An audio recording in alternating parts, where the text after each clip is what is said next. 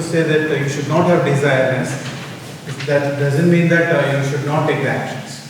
But sometimes on the path of our normal life, we will have desires. And if you want, and we know that some of the desires when you are trying to achieve, there will be failures. So in this path, we are always impelled by desire, yes. So how to take these failures in the path of virtue? So that's where the practice of Nishkam Karma comes. Let's say I want promotion or I want a pay rise. Therefore I am working well. I may equally do now this, I want promotion, therefore I am working well, which implies if I am under rajas, I'll show that I am working well. It's not enough that you work well. You must present yourself. You must wear a suit which impresses. That is rajas. Or I may want the promotion, but I may do it under tamas. I am doing, but deep inside, when somebody else gets it, I say, what is this? This shouldn't happen. Or I may do it in a sattvic impulse. I want promotion, I want recognition, I must do my job really well. All three different things. Now, where does yoga come in? I will do these things, but I may or may not get the promotion. I will accept it, whatever comes as the divine will. Now, that's where the little tuning or tweaking begins.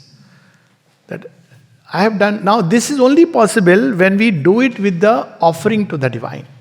Meaning thereby, I'm using a modern language, that there is a backup plan. So, I want promotion. I have to, whatever work I am doing, let's say medicine practice, whatever, I want money, medicine, let's say. So, I am doing my work well, and there is another, same profession, same specialty who is also sitting. Let's say in a Manipal hospital, there are two doctors. I have not worked there, so nothing to... so they are both working. Now there is a competition also. So I am doing my best. I want to be my best, which I am doing. Now, the tweaking that must be done is that I am doing my best. I want to get recognition and pay package, raise and promotion. But I will offer this action to God within me, and then I will act. Still the desire is there, but I have put a backup in progress. Okay. So first thing is that I have given it to the divine, then I am acting.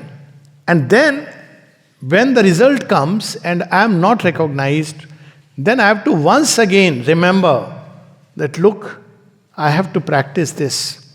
So if it comes pleasant, painful, I again offer it to the divine. As is your will. I am sad, to be frankly, but you take care of everything. So first what will happen, it will clear the mind of too much cloud. So we are acting under desire during the action, but in the beginning and the end, we are offering it to God. That becomes our backup. So what is implied within it is yogshem vahamyam, that what he needs, thinks that I need, and knows what is best for me, he'll do. So surrender must come with it. So that's how one should. But otherwise, desire is very difficult even to recognize. It is, as I said, even yogis, so-called yogis, partial yoga, people do, and it's under the impulsion of desire.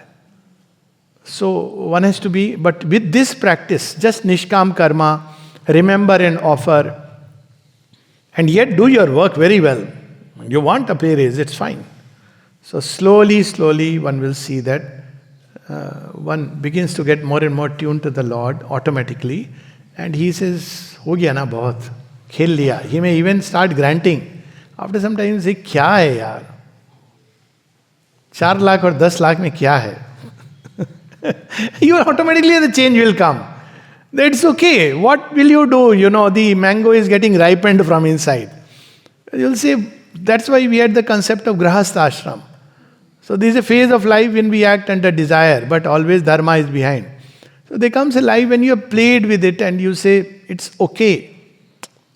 And then automatically the change comes that I want to do something higher, do seva. That change will come from within. But if one has not done that, this practice, and just blindly continued with desire, I know, so many people, one of teachers means, teacher, not my teacher that way, but during my MBBS days, a teacher who became Major General in the army and jumped from his house and committed suicide.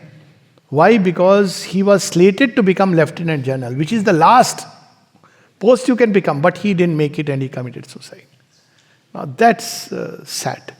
Because you are impelled by desire. You are never happy. Because always there is something else which is in front of you. That's the problem with living only blindly by desires. There was a cardiologist sitting next to me in the chamber. He once told, Alok, I want some solution. I said, what is the solution?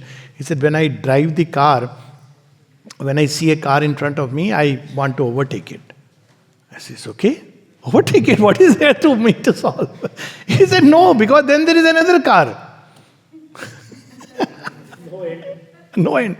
Another very interesting story of a CEO of one of the pharma companies. He tried everywhere. He says, I went to a psychiatrist. He told me that you take leave, chill, take a break. He said, I became worse. So why? Because he took a break. There he went to play tennis, big fellow, so all these big hotels. He says, I played a game and I lost. Now, I couldn't sleep. I lost the game. So I wanted to play again. And I lost again. So he says, I have got very stressed out now. What do I do? Now, this is an extreme. But something like that keeps happening in everybody's life. And one becomes more and more frustrated. That's why the problem of that kind of life is that it's very pleasant in the beginning, but it becomes bitter towards the end. Whereas the life of yoga is difficult in the beginning, but becomes sweet and sweet as we move across. So let desire be there, but offer the desire in the beginning and at the end, the karma phal to the divine. So that in a way becomes yajna also, part of the yajna. Offering. Then divine gives us tasty fruits. But don't do it for fruit. Not even the fruit of personal mukti. Because then it's like, ultimately you are asking. Actually, very frankly, if you give to the divine, it's such a joy. Just this idea, imagine, this consciousness, that power which has gone into creation, that knowledge, that love is with you. That ananda is with you. What will one ever want after that? Because anything else you may get in life can not even remotely compare, not just quantitatively, even qualitatively. And once one begins to experience it, it becomes impossible to act under the impulsion of desire. It's like after having drunk the Amrit, you are getting gutter ka pani and saying, okay, let me drink it. Because you'll immediately know, oh my God. So that's the difference. It's a delight actually. The path is full of ananda. It's not a path which leads to some kind of blankness and detached person's image, very wooden face and doesn't smile. That's not yoga. That's a show of yoga. Okay, so